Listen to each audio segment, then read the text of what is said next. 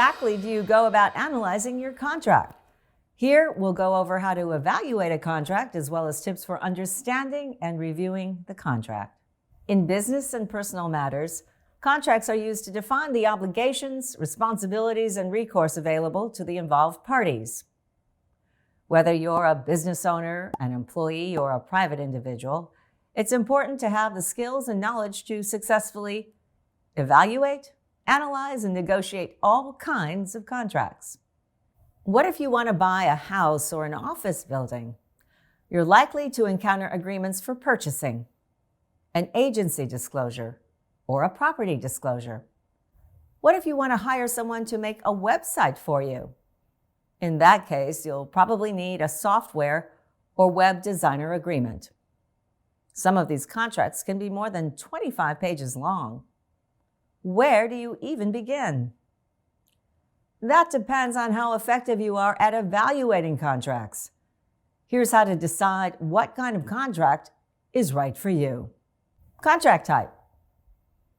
First, ask yourself this: what do you need for your particular situation? Contracts are going to look different depending on what they cover.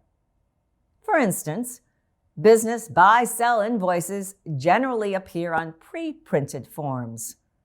Commercial leases may only require you to fill in the relevant information, like dates, rental amounts, and lease terms.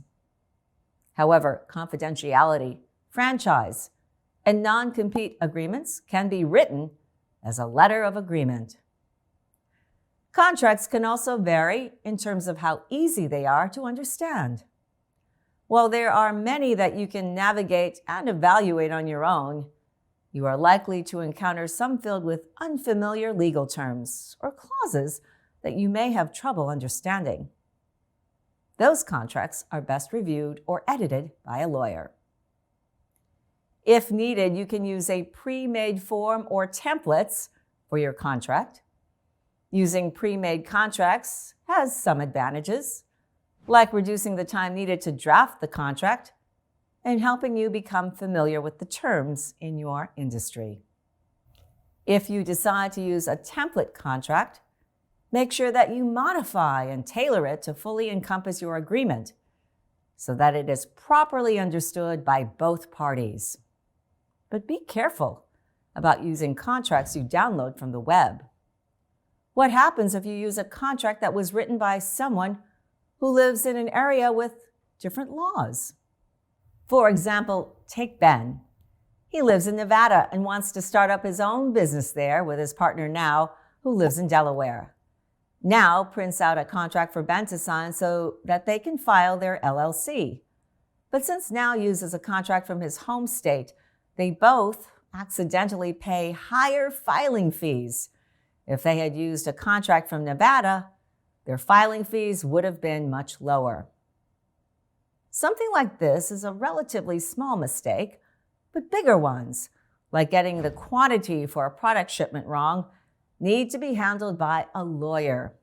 This could mean having to pay litigation and travel costs for yourself, your lawyer, or both. If you do use a contract you found online, make sure it complies with your local laws. That way, you'll avoid losing time and money on litigation. If the other party agrees to it, you can use whatever type of contract you want for your situation. But it's important to remember that once you sign on the dotted line, every word and clause can and will be enforced against you.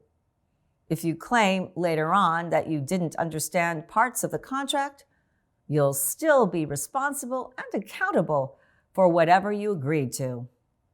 You should expect that you won't be relieved from the contract, and it won't be canceled either.